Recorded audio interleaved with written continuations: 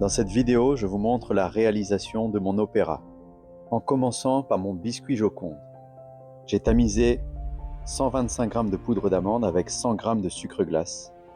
J'y ai ajouté 165 g d'œufs entiers que j'ai mélangé au batteur, jusqu'à ce que ça double de volume.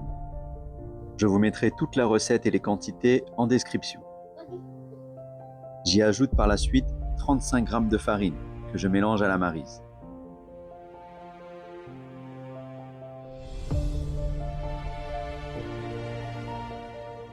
À côté de ça, j'ai monté mes 110 g de blanc en neige avec mes 15 g de sucre que j'ai mis en 2 fois.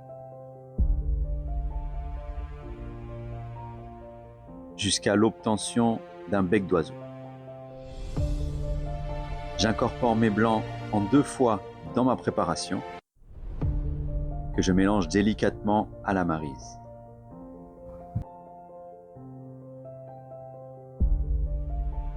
Et j'y ajoute 25 g de beurre fondu. Sur une plaque, j'ai déposé du papier sulfurisé afin d'étaler toute ma préparation pour former mon biscuit Joconde. On l'étale de manière homogène des 4 côtés, de manière que l'épaisseur soit la même sur tout le biscuit. Faites bien ce geste et enfournez 13 minutes à 180 degrés. On le laisse refroidir et on le retourne afin d'enlever le papier sulfurisé du dessous. Si vous avez des difficultés à l'enlever, humidifiez-le légèrement avec une éponge et ça partira tout seul. Divisez le gâteau en 3 parts égales, puis réservez.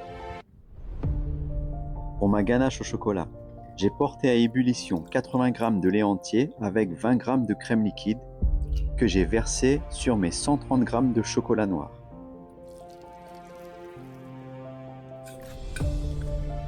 On mélange bien de manière à ce que le chocolat soit bien liquide et on y ajoute 35 g de beurre.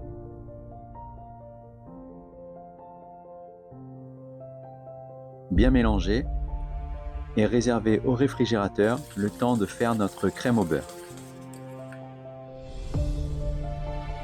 Dans un récipient, j'ai mis 45 g d'œufs et 18 g de jaune.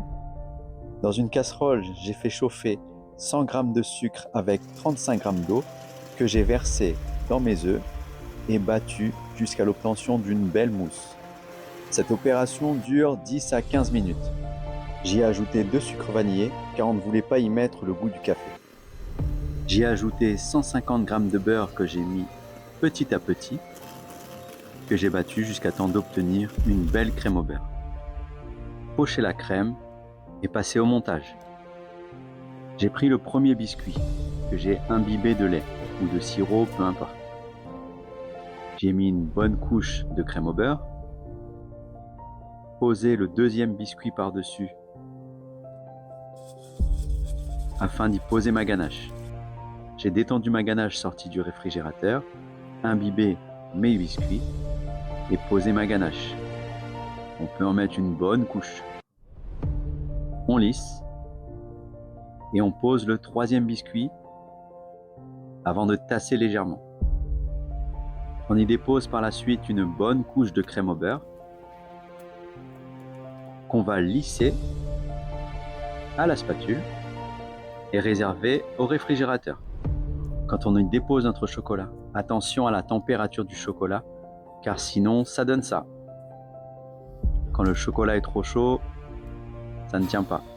Il faut qu'il soit maximum à 30 degrés. Je n'ai pas fait de glaçage miroir car il me restait de la ganache. J'ai déposé ma ganache, lissée sur mon gâteau, donc ne pas lisser trop longtemps, et mis au congélateur 30 minutes afin de figer légèrement.